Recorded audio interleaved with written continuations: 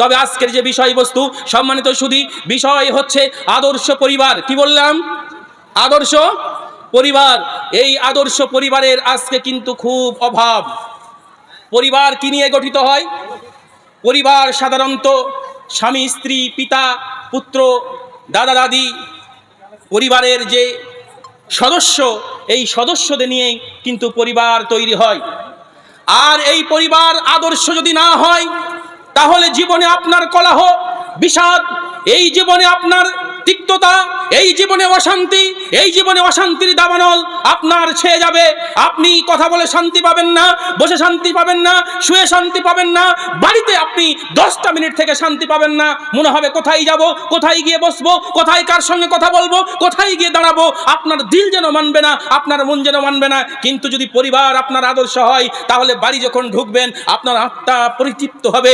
আপনি যখন বাড়ি ঢুকবেন দিল খুশ হয়ে যাবে। আপনি যখন বাড়ি ঢুকবেন আপনার মনটা আনন্দিত হয়ে যাবে। আর যখনই আপনি বাড়ি থেকে বার হবেন আপনার মনের ভিতরে কষ্ট হবে। আপনি বাইরে গিয়ে থাকতে পারবেন না। মনে হবে কখন যেন আমি বাড়ি ফিরবো, কখন যেন আমি বাড়ি ঢুকবো। কিন্তু দেখেন অনেক মানুষ আছে ভাই, একটু বুকে হাত দিয়ে বলেন, বাড়িতে স্ত্রী আছে, বাড়িতে সন্তান আছে, তারপরেও বলে বাড়ি ঢুকতে ইচ্ছা করে না। বাড়ি গেলে জানটা জ্বলে যায়। স্ত্রীর অত্যাচার, ছেলেদের অত্যাচার, মায়ের ঘিতুনি, বাবার বকুনি, এই শুনতে শুনতে আর যেন মন হয় না বাড়ি ঢুকি। বলে না? আছে না এমন কথা? হয় না? কথা বলবেন ঠিক কি না? সম্মানিত সুধী, কিন্তু এটা যদি আদর্শ পরিবার হয় তাহলে কিন্তু এই সমস্যা হবে না।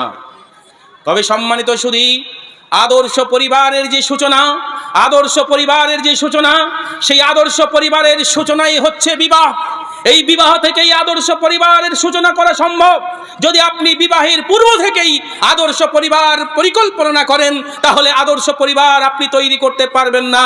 কারণ আদর্শ পরিবার তৈরি করতে গেলে আপনার কাছে যেটা সব থেকে বেশি প্রয়োজন, আপনার কাছে সব থেকে বেশি যেটা দামি, আপনার কাছে সব থেকে বেশি যেটা কল্যাণকর হবে, আদর্শ পরিবার তৈরির ক্ষেত্রে যেই জিনিসটা, যেই বিষয়টা আপনার কাছে সব থেকে সাপোর্টেড হবে, ওইটাই হচ্ছে বিবাহ। আর বিবাহ মানেই আপনি যে জীবন সঙ্গিনীকে নির্বাচন করবেন, আপনি যে জীবন সঙ্গিনীকে চয়ন করবেন, এই জীবন সঙ্গিনীটাই হতে হবে আপনার পারফেক্ট। যদি এটা না হয়, তাহলে আপনাকে একটা উদাহরণ দিলেই বুঝতে পারবেন। কি?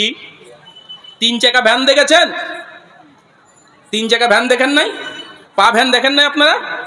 ওই 3 চাকা পা ভ্যান আপনি কোনোদিন ড্রাইভ করে দেখেছেন? যারা ড্রাইভ করেছেন ওরা বুঝতে পারছেন, ওর সব সময় একটা টাল থেকে যায়। কথা বুঝলেন? যদি একবার হ্যান্ডেল ছেড়ে দিয়েছেন, তাহলে এই মুর্শিদাবাদ শামশেরগঞ্জ থেকে নিয়ে গিয়ে একবারে পাল্টি মেরে দিয়ে বাংলাদেশ বর্ডার পার করে পদ্মায় ফেলে দেবে।